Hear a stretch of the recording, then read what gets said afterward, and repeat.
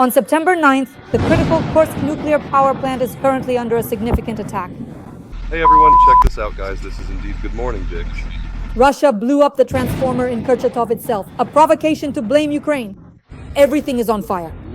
Moscow and St. Petersburg are in a panic. At the same time, explosions are thundering near Moscow and St. Petersburg in the Leningrad region. Road junctions have been blown up. The Syzran oil refinery is on fire.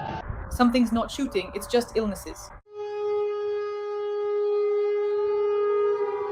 That's it. It started. That's it.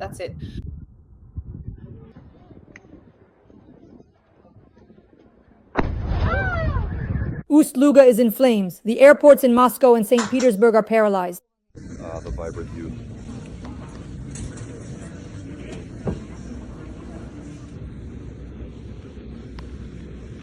And damn. In Crimea, trains carrying military equipment have been blown up. We'll discuss all this with top analyst Oleksandr Demchenko right now. Looks like we're about to get kicked off the construction site. That's it, the tank cars have caught fire too.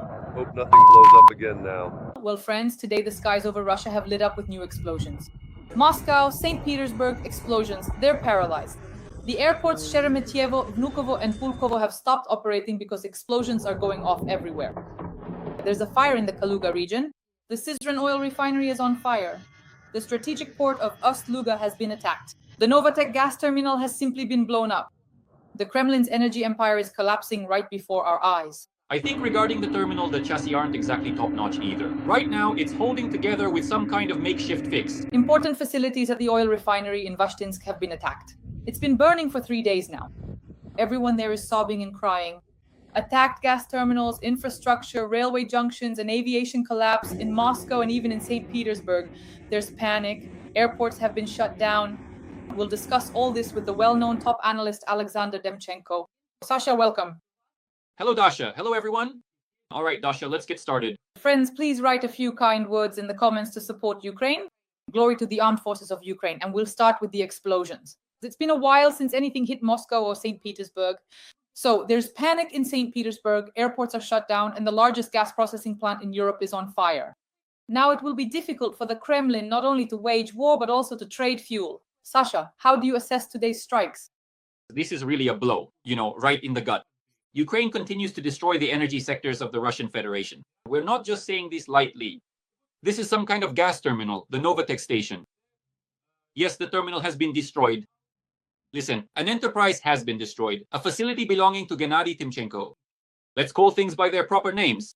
Gennady Timchenko is one of Putin's closest oligarchs. He sponsors Putin, builds him various factories, ships, even palaces in Gelendzhik, together with the Rotenbergs. Gennady Timchenko is Putin's closest friend when it comes to hockey and everything else. So a direct strike has already been carried out. In other words, they are striking at Putin, at his inner circle, at his oligarchs. Not at some imaginary figures, not at oligarchs who were once close to Putin, but directly at Putin's closest entourage. Today, there was a strike. Furthermore, we must not forget that, as I see it, a transformer was damaged near the Kursk Nuclear Power Plant. So these are not just strikes on the energy sector in general. What did Putin recently say through Rod Alexandrov to Lukashenko? Yes, with the help of the RTA.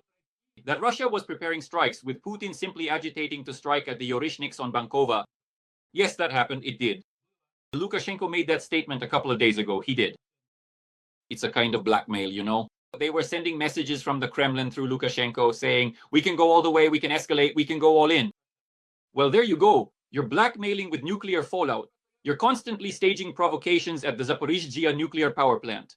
There you have it. But I'm more than sure, Darsh, that in reality it wasn't even Ukraine that struck the Kursk nuclear power plant. Once again, it's Putin, his troops, his army, just like they did with the airports you asked about. Yes, let's not forget. The Vnukovo strike, a missile strike, a Ukrainian drone is shot down by an anti-missile, and it basically falls on people. A Ukrainian drone, shot down by a Russian anti-missile, falls just 200 meters from the terminal. And now they're bombing the entire Kursk region with their guided aerial bombs from the air. I mean, the Russian army, the armed forces, the air force, they bombed and bombed, wiped the Kursk region off the face of the earth. They wiped it out. And are they still wiping out the Kursk region? How is it that they still can't drive out the Ukrainian soldier completely? They keep wiping the Kursk region off the map, just turning it to dust, destroying their own people. and a Russian missile hit the nuclear power plant. Putin is striking. He's the only one doing it. Is this because of incompetence? Or is it because someone wants to stage a nuclear provocation, blame everything on Ukraine, carry out a massive terrorist attack, provoke Trump and say to him, look at what's happening. Here are our energy facilities. Here are our nuclear sites. What kind of negotiations can there be? Maybe this is partly a plan to disrupt negotiations with Ukraine, negotiations that Putin never intended to enter into and still doesn't? Yes, that's absolutely right. But in reality, they are the ones striking. With the Kursk Nuclear Power Plant, they're deliberately creating a precedent claiming Ukraine struck it. This has already been reported, including by the Center for Countering Disinformation, which stated this is the work of the Russians. They strike themselves, then accuse Ukraine. Well, now let's talk about where we are striking. So, Sasha, I looked into it. Modiar has prepared a whole list for Independence Day of what we've been doing lately. By the way, this is actually important. We've been striking oil refineries, and almost all of them in the European part of Russia have been attacked. And Modiar made a statement about this. The former Medvedchuk oil refinery in Novoshaktinsk has been burning for over 60 hours. Over 60 hours, Carl. Next, on August 14th, we hit the Lukoil Volgograd refinery, then Druzhba. The Hungarians say that restoring the pipeline will take about 5 days. There is no confirmation of a restart, Modiar writes. On August 20th, the oil refinery, the Novoshaktinsk oil products plant, then Druzhba, then what's called the refinery Modiar, we're blowing everything up, go home, Russians, that's what Modiar reports. Well, and now as I understand it, today we attacked, among other targets, the Syzran oil refinery and the port at the same time. Sasha, lately we've been hitting oil refineries very intensively. What do you think is the reason for this? Because for a while this wasn't happening. Rostov, Saratov, Ryazan. We just need to keep adding to this huge list of oil refineries and stations that come to mind now, which Ukraine, its armed forces, and its special services are destroying or significantly damaging. Let's not forget that just the SBU under Vasil Malyuk has taken out over 200 Russian targets, not only energy facilities, but also defense-related ones. And other intelligence agencies, both military and foreign, have also made a huge contribution to this effort. But what does this tell us? Look, right now, there are just massive lines stretching along the roads in Russia. Trucks are lined up, cars are lined up, everyone is searching for gasoline. In 3 regions of Russia, excluding the occupied Ukrainian Crimea, although there's an energy crisis there too, the fuel crisis has already reached as far as the Kuril Islands. And I've been saying this since April. I've been saying all along, look, Russia is about to face an energy catastrophe. There will be a fuel crisis. Get ready.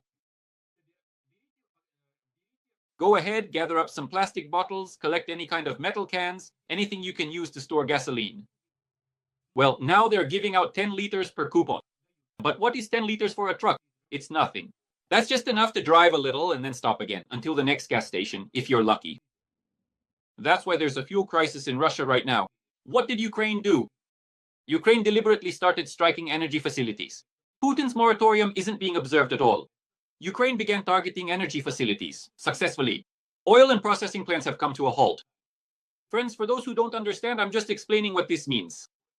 So, look, everyone is used to thinking that the Russian oil sector, or let's say the energy sector, is all about profits from gas and oil sales. Friends, do you know what a gas station is? A filling station. Let me explain it to you. When you buy a liter of gasoline, 60% of the price is excise tax. It's a tax. Now imagine if none of that tax revenue existed. That 3 regions are already not paying taxes. That all of this is collapsing, and the Russian Federation is facing major economic problems. Putin has big problems. He doesn't have money for the war. And Ukraine is doing everything to make him exhaust his last reserves and force him to go to those damn negotiations with Zelensky. But this time to real negotiations, to negotiations where he has to make concessions. Negotiations without ultimatums, without threats, without blackmail, and without those stinking manipulations with Anchorage up to this day. Just normal business-like negotiations about the future. And not about the future of Ukraine, but about the future of the region. Because Ukraine is striking Russian energy facilities. Because Ukraine, which is defending its own territory, has seen Russia advance over the past years by only 1% of what was possible. This is what President Zelensky said today.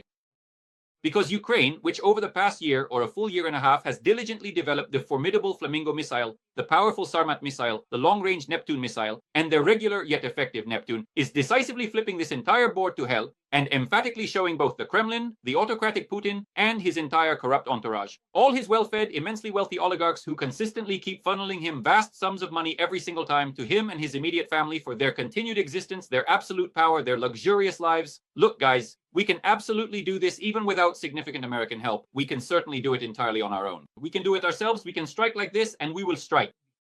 First it was drones, and soon there will be missiles. And I'm not saying this to call for anything. It's just a fact. That's all it is. Ukraine has developed, Ukraine has tested, Ukraine is already striking, Ukraine has the strongest drone program, and Ukraine will have the strongest missile program, with or without American help. And what are they all going to do about it? That's a big question for Russia. And Putin will have to answer that question very soon. He won't answer, but things will get tougher, because gifts like today, Dasha, these kinds of gifts will happen more and more often, every time, every month, more and more frequently. It won't just be Russia striking Ukraine. Ukraine will strike back because we're all just completely fed up at this point with what Putin and his troops are doing. Sasha, I really like the situation with the series of strikes on the Druzhba pipeline. In this way, we are systematically destroying the Druzhba oil pipeline, which today supplies oil to our two so-called friends, Slovakia and Hungary, who are blocking, especially Hungary, Ukraine's entry into the European Union. And as for the pipeline itself, I'll just keep Arctic-level silence. And I really liked how Peter Seater, I think it was yesterday, wrote a post saying, how is it that Ukraine is attacking the Druzhba oil pipeline? How dare they? To which all the European leaders, well, many of them replied, well, just as you show solidarity with the European Union, we are equally as much in solidarity with you. And I think the Ukrainian ambassador to South Africa wrote that solidarity and Hungary are like goulash vegetarianism. In other words, they totally trolled the Hungarians. What can be said about our strikes on the Druzhba oil pipeline? Look, it's clear that Orban is furious. Orban is furious because he gets a huge percentage, I think about 10% of all Russian oil transit. Viktor Orban is making money off the transit, basically sitting on the pipeline. Just like, by the way, many others did. Yanukovych sat on the pipeline. Many people here sat on the pipeline, remember? Medvedchuk and so on. Orban is sitting on the pipeline in Hungary. There you go. He gets a huge percentage. Orban, well, as people say, is that true or is it just a rumor? We don't know. We don't have any documents in hand. No one has seen them. No one has held them, so to speak. Maybe just a few select people. Orban, as people have been saying for a long time, was recruited by the Russian, or rather Soviet KGB back in the late 80s. That's why he's been on the take for a long time. He's been, excuse the expression, it's a bit crude, but he's been feeding off Putin, the FSB, and Lubyanka for ages. So everything is clear here. Yes, Ukraine is hitting back at a friendship that is becoming more and more, day by day, unfriendly. Right? But is there really a question about Russian transit? And is there really a question that Hungary and Slovakia, especially Hungary, cannot accept, coordinate, or agree to anti-Russian measures and sanctions? And this is solely because Russia supplies Hungary with energy. But let's take this disgrace off the table. If it's all about the oil, well, fine, then let's remove the oil. Then you will let Ukraine into the European Union. Then you will give Ukraine all the necessary weapons. Then you will impose sanctions against the Russian Federation. Or maybe it's not about the oil, but rather about the pledge you signed, Viktor Orban, many, many years ago, by giving your consent to act as an agent or employee of the former Soviet KGB. So what is the real problem? Or is it that Hungary, Viktor, and specifically Orban's government maintain their entire entourage and apparatus with Russian and Putin's money, the money of Putin's oligarchs? And in this way, they live a normal, good, happy life. And by the way, he is directly stirring up the Ukrainian Transcarpathia, for which Orban has had his own separate plans for a long time, and who, behind Ukraine's back, made deals with Putin at the beginning of the invasion about the partition of the Ukrainian state. Or have we forgotten about that? Or have we forgotten the letters from the State Duma of the Russian Federation back in 2014, including to Hungary, where there was a proposal to officially divide Ukraine into several parts? Have we forgotten that? You know what I like next in all of this, in this whole situation with Orban? I liked Trump's reaction. As strange as that may sound, Trump wrote there, he printed it out, whether it was a letter or some kind of printed message, or maybe it was a tweet. Who knows what it was from Orban? But Trump made a note there, you see.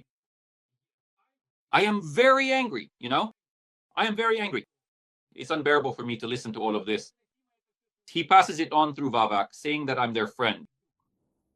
What was Trump's reaction after that? None. He called Zelensky. He passed something on to Ukraine. The State Department issued some kind of note. Did he start blackmailing Ukraine live on air or making some kind of threats? No. Trump did nothing. Just as, by the way, he also did nothing about the destroyed American, or rather damaged American electronics plex company plant in Mukachevo, which was hit by Putin. What about security guarantees, Donald? Where there is an American investor, where there is an American factory, Putin did not strike. He struck again yet another time, because let's be honest, since 2014, Putin has repeatedly targeted American factories. He has targeted Polish factories as well. The country of Chernatna. Poland doesn't really like to respond either, right? Now, drones are flying in as close as 100 kilometers from Warsaw, and Poland still has, these big, how do they put it?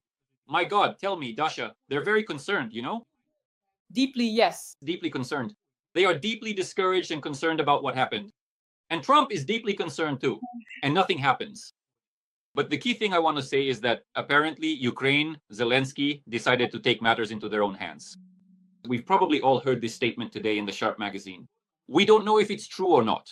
Listen, the American publication is playing its own game too. They're also divided into certain factions, into certain clans. There are certain moneybags behind them. They have their own story over there. Today, the Sharp magazine published a very interesting piece where they said that, yes, on one hand, Ukraine is receiving over 800 missiles. Short range up to 400 kilometers. But on the other hand, Donald Trump and directly the Department of Defense. It's the same official who recently blocked the supply of weapons, shells, missiles, and so on to Ukraine, as you may recall. Then they had to urgently unblock it in an emergency mode. So, today we learned that, as it turns out, Trump's America, the Trump administration, and the Pentagon blocked Ukraine from striking deep into Russia with ATACMS missiles and the British-French Storm Shadow missiles because their use is regulated and coordinated directly by US space intelligence. Space intelligence transmits the coordinates. Accordingly, Ukraine and Zelensky have probably finally broken away and realized that, yeah, you can't have any dealings with this guy. All these collective efforts are in vain. You have to rely on yourself, just like Israel does, and like many, many other countries. That's why missile programs are being developed successfully. I'm sure there are already at least 10 other Ukrainian missile projects in development, and soon we'll hear about them. Even now, significant strikes are being carried out against Putin's closest circle. Even now, we are completely undermining the situation inside the Russian Federation from within. Isn't that right? Because all these strikes have a direct impact on the political segment, on the political situation, on public sentiment, on Russia's economy, and on the social situation, because it's the ordinary people who suffer. They're the ones buying gasoline at the gas stations, while the Russian army gets its fuel from Putin. And all of Putin's Oruses are fueled up, just as they should be. It's the ordinary people who suffer. So everything is happening just as it was basically planned. Everything is moving along as expected, and it's all completely logical. And to be honest, these are good news on August 24th, 2025. There haven't been good news for a long time. At last, we finally heard at least something. Sasha! It's very important to me. You and I remember when there was the Navy Day parade in St. Petersburg. Do you call that a parade? Well, that's trolling, of course. A festive explosion in the territory of Petersburg and the Leningrad region, thanks to our drones. And now they've attacked again, which means Petersburg and the Leningrad region, a magical place for Putin, have been hit. Don't you think this is symbolic, right? Because for Putin, Petersburg is a sacred city, and today the airport in St. Petersburg is completely closed and there are drones flying there. I already checked this morning before our streams that a couple of drones, due to the actions of Russian air defense, flew into apartments in Petersburg. Sasha? Well, look, this is a clear signal that the range is already quite good. If earlier Ukraine could only reach its own occupied territories at the beginning of the war, then later it was the border regions of the Russian Federation, and we saw this for quite a long time. Then there were isolated long-range strikes, sort of test runs, attempts aimed at Tatarstan. You saw that. But after there were already special operations on the territory of Siberia, after Ukraine started striking, well, reaching such distant regions as Irkutsk Oblast, for example, and so on, beyond the Urals, reaching the Urals, then we can say that yes, Ukraine is signaling to Moscow that the range has changed, and that Ukraine is acquiring the capabilities and means to destroy any target, no matter how well protected it is, no matter what kind of rocks these mega bunkers are hidden in on Russian territory. Dash. There's one very interesting detail I'd like to discuss, because missile strikes are missile strikes, but you can't talk about that for the entire broadcast. But look, right now some very interesting things are happening in Russia, just really interesting things. A decision was made in the Kremlin. I'm absolutely serious. I'm not trolling right now. I'm speaking in all seriousness. A decision was made in the Kremlin that the Russian police are not coping and will not be able to cope directly with the so-called special military operation veterans. And that order in local areas, in cities, and in the regions of Russia should, in part, be maintained by the Russian army, since it directly oversees and coordinates all these scoundrels who took up guns for money and went to kill Ukrainians, both civilians and military. Disgusting. A question arises. If they are planning to hand this over to the army, and if the army will be restoring order on the streets of Russian cities, does this mean, first of all, that Putin will bring troops into Moscow and St. Petersburg? First of all. Second, does this mean that over time the Russian army will gain and continue to gain more and more power in Russia, and that the generals will become bloated with power, that this is, a kind of safety cushion in case the war ends, or if we freeze it, stop it, yes, in one form or another. But at the same time, you get money because the army is deployed on the streets of Russian cities and regions. So, does this mean that the generals will become even more influential? Third, does this mean that an inevitable conflict between the FSB and the military generals is coming? And it will happen. Fourth, does this basically mean that then we will gradually see a military coup or a move toward a military coup in Russia, Moscow, the Kremlin, Putin? Will this actually happen? Because you see, this has already happened in Russian history, in the history of the Soviet Union, in the history of Moscow, when the generals removed an unwanted general secretary. This has happened before. Or more precisely, not even a general secretary, but someone who very much wanted to become one. Let me remind you of the story of Daria and Zhukov. Isn't that right? How Khrushchev came to power, how the rest of the trio emerged. Zhukov came in and restored order. And Beria was eliminated. So all of this in its entirety is truly inevitable. And if this significant development is indeed happening, it profoundly means that it's not merely Putin who is attempting to preserve some crucial cash flows for his high-ranking generals. This is truly a major concern for the Kremlin, for Putin, and for his inner circle. That a huge number of people will get their hands on weapons, that regions will thus become isolated from Russia, that a major redistribution of property will begin in the Russian Federation, and that not just the 90s will return, but something even worse. God knows what years will come, that there will be major coups, major uprisings, major armed rebellions. And Putin won't be able to handle all of this. He needs the army. But there's always the threat that this army could overthrow Putin in the coming years as soon as he stops the war. These are the questions that need to be felt and analyzed right now. So what's already happening with us? So, Hinstein has appeared. Hinstein has appeared. In Rio, the governor, or already the governor? Yes, he is already the governor of the Kursk region. Attacks on the Kursk Nuclear Power Plant are a threat to nuclear safety and cross all boundaries of international conventions. In short, they are disrupting the negotiations. Yes, they didn't know how to get out of Trump's proposal to hold one-on-one negotiations between Zelensky and Putin. They didn't know how to make sure that Putin wouldn't go anywhere. They couldn't figure out how to create a situation where Trump would get angry at Ukraine and bypass the Europeans. They didn't understand how to knock out all these trump cards in general. So did they just go all in? Their last trump card is nuclear, so you can see it that way. By rejecting Trump, they can prolong the pause, keep pretending, keep going.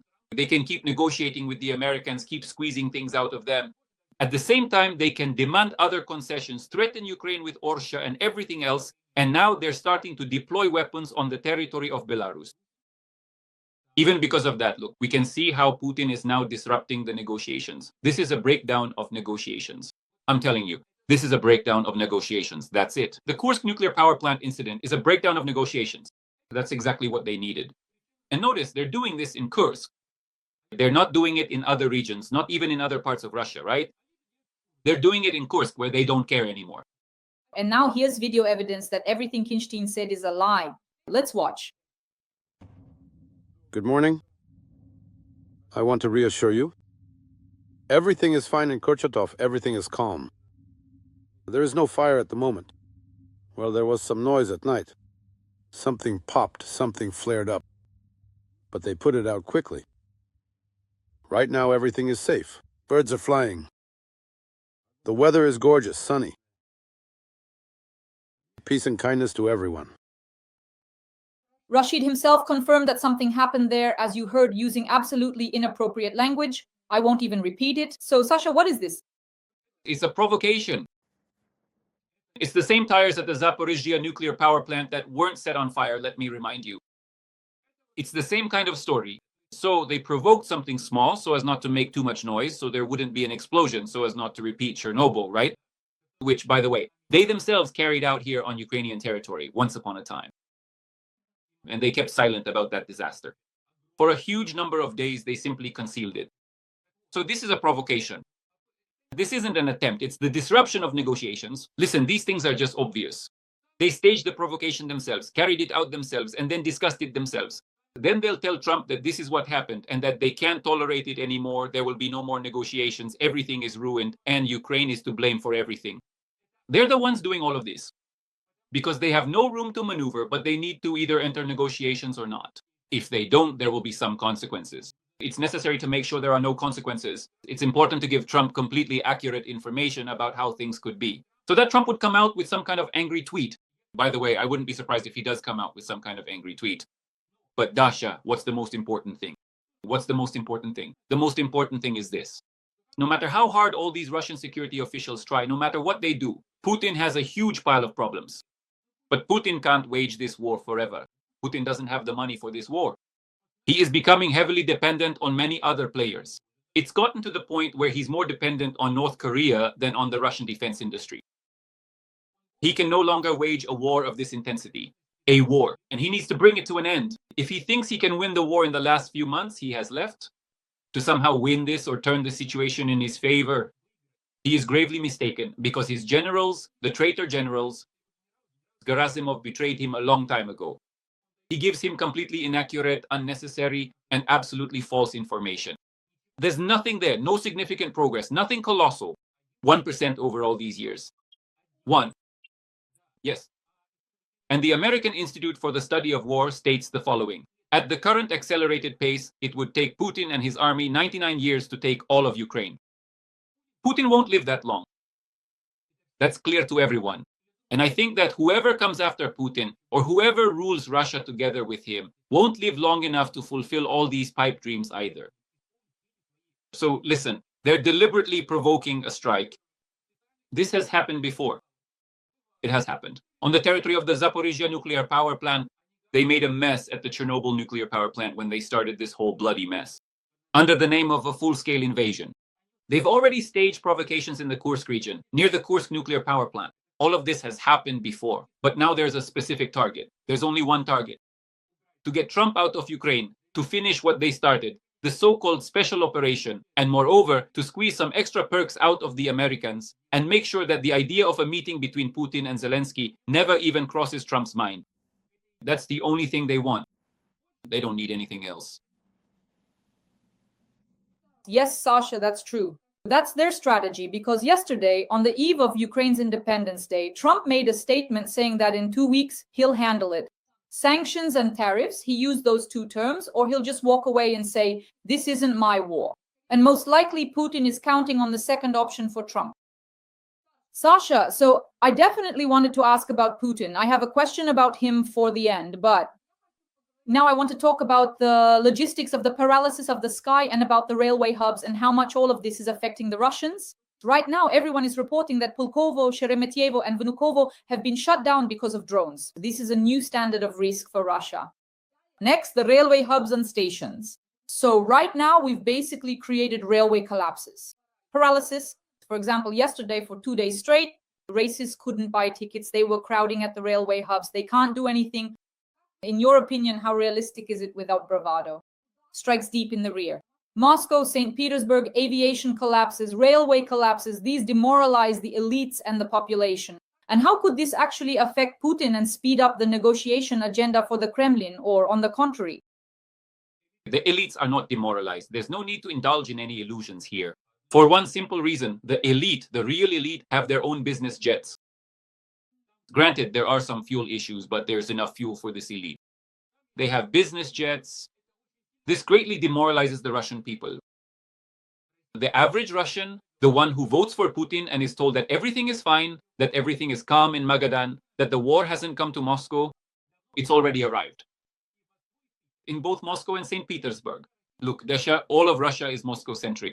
You've noticed, haven't you, that those lines for gasoline on the highway start from Moscow, through Rostov, through Krasnodar. Everything goes through Moscow. All supplies go through Moscow. The entire railway system is centered in Moscow. All air transportation is routed through Moscow, both civil and commercial. Everything is centered on Moscow. If you destroy the node or nodes that connect to Moscow, the most important ones, that's it, there's nothing left. That's when a passenger transportation and food supply collapse begins. That's when a trade collapse starts, an economic collapse, and so on. And in addition, it should be noted that every such attack and destruction of this or that target, whether it's a railway line or the shutdown, the stoppage of an airport in Moscow, in St. Petersburg, or anywhere else, means only one thing. Russia loses huge amounts of money every day. Russia loses tens and tens of billions every hour. Every hour. And Putin has no money. His national wealth fund is practically depleted, and all his reserves are in Chinese yuan. But there's another point, Dasha. There's a huge problem there. It's clear that oil rubles aren't working. They're not working. Oil revenues have dropped by 30%. That's obvious. But there's another important, significant detail. It comes down to the fact that if Putin doesn't have money, he'll have to get it from somewhere. The only option he has to get this money is to take it from his more or less well-off population, from the middle class and above, who have 40 trillion rubles sitting there. In Russian banks, and for this reason over the past week, Russians have suddenly withdrawn their money from the banks. In just 1 week, Russians took 500 billion rubles, $500 billion, away from Vladimir Putin.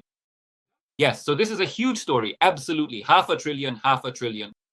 In other words, we're talking about the fact that Russians have sensed the country is in trouble, that Putin is going to trick them, that Putin will deceive them, that Putin will simply take and seize their investments, their money, their deposits, because he needs war, he needs to fight, he needs power, and to extend his rule through war. He dreams about this, he fantasizes about it, and accordingly, now he will do everything possible to get that money. Who will give him the money? No one except the Russians themselves. Do Russians want to give their money to Vladimir Putin? No. That's why those who are smarter are already taking theirs out. And who are the fools? They'll leave it there until the very last moment, and everything will burn. Putin will take all the deposits or freeze them, and never give them back. This is a very important point. This is more important than all the airports and all the railways, because for the first time, Russians have felt that the war hasn't just arrived, that you need to take your money, pack your bags, and get the hell out, or sit on your hands and wait for the right moment. Yes. This is simply a formal campaign to wear down Russia's energy, economy, and logistics. Sasha, I can't help but ask you a question that our subscribers asked me to pass on. So they love our tandem, Sasha plus Sasha, Sasha plus Sasha, and they specifically asked me to pose this question on Independence Day. In your opinion, how realistic is the scenario where, do you remember that movie about Osama bin Laden, Zero Dark 30? And everyone discusses how realistic it is, because a war can end quickly if the number one target simply ceases to exist. In your opinion, is this a realistic scenario for intelligence agencies or not? Or is it a utopia? No, look, for intelligence agencies, everything is realistic. For good intelligence agencies, and Ukrainian intelligence agencies are good ones. For the Americans, it's a very realistic scenario. The issue here isn't with the intelligence agencies. If the intelligence agencies were given the task, they would try to carry it out. That's not the point. Moreover, there have been assassination attempts on Putin. There have been several attempts on Vladimir Putin's life, acknowledged by the Kremlin. The issue is actually something else entirely. The point is, I think, first of all, that no one wants this kind of precedent to appear in the world. It's not about something like this happening specifically in Russia. The fact is, this makes both the West and the East very uneasy. No one wants something like this to happen, because many of them have skeletons in their closets, so they're all wary. But there's another even more serious point. Look, it seems to me that there is a person who is strongly opposed to such scenarios and who will defend Putin to the very end. And it's not about whether he likes him. It's not about boundless admiration. It's not about this person wanting negotiations with Putin and so on. It's just that he is oriented toward cooperation with Russia, and specifically with Putin. And that person is Donald Trump. And there's nothing you can do about it, and you can't change anything with Trump, at least for the next 3.5 years. Moving on. But what would I like to say? You know, while we are thoroughly discussing these very important things, it appears that Vladimir Putin himself, as far as I comprehensively understand the current situation, is actively planning a significant and aggressive attack on a completely new country, a sovereign new state. Moreover, logical deductions and intelligence tell me that a direct attack or a meticulously attempted attack on the esteemed leader of that particular state is also being carefully planned and orchestrated. And it's not Vladimir Zelensky, even though Putin has tried and I'm sure is still trying to target our president as well, in some way, to eliminate him, but he won't succeed. I'm talking about Azerbaijan and Ilham Aliyev. Ilham Aliyev recently made a statement that war is coming soon and that people need to prepare for it. And the only hope lies with the Azerbaijani people. In Baku, they understood perfectly well that as soon as they turned toward the United States, turned away from Russia, and allowed Trump and America to address the security issue in the South Caucasus, that after this, Putin would do everything possible first to destroy Armenia and reestablish his own power there, meaning Kremlin-backed power, and second, to destroy Aliyev and Azerbaijan. But in that case, the Kremlin would have to face the Turkish army. But this confrontation is inevitable because Turkey and Russia have fought each other more than Russia has fought anyone else. That's why I believe that in the near future, we will see a major confrontation, a large-scale protracted war in the south, as a result of Russia's refusal to comply. We can already see that in Armenia, where the 102nd Russian military base is located in Gyumri, there have been protests. And the Armenians are trying to kick the Russians out of Gyumri, out of Armenia altogether. This is yet another flashpoint. That's why right now, if the war stops or is frozen or whatever happens, though I don't believe in that, but many are discussing exactly this scenario of Russia against Ukraine. Putin will immediately turn his attention. Having freed up enormous resources, he will immediately focus on the South Caucasus. That means Georgia, Armenia, Azerbaijan. And I hope, I am even sure, firstly, that Turkey will not allow it, that there will be a long drawn-out war, and there will be a clash with Turkish forces. And secondly, who else won't allow this to happen? The Americans, Vladimir Putin. But the fact that this scenario, in my opinion, is inevitable and that it needs to be considered is a fact. That's something I would watch very closely, very diligently. And right now, as you say this, there are protests taking place in Armenia against Russian military bases on the territory of that country. Friends, to sum up, we are attacking right now, as everyone is already reporting. Telegram channels are reporting a massive drone attack on Russia. Oil refineries in Syzran have been hit. There are explosions in various regions. The Moscow region, Leningrad region, Syzran, Belgorod, Kursk region, Kurchatov, Tver, Leningrad, Smolensk, and Bryansk. We are acting precisely, selectively, and are indeed attacking only military targets. Friends, please like this video. Sasha, the final word is yours as we wrap up today's stream. Friends, I just want to wish all of us resilience, patience, and to do just one thing. Truly to endure, get through this, and keep on living. Because that will be, the most terrifying gift to Vladimir Putin from all of Ukraine, from each and every one of us. To live a normal life right after and to outlast Vladimir Putin and his regime. That's what I wish for all of you. Truly. Glory to Ukraine. Glory to the heroes.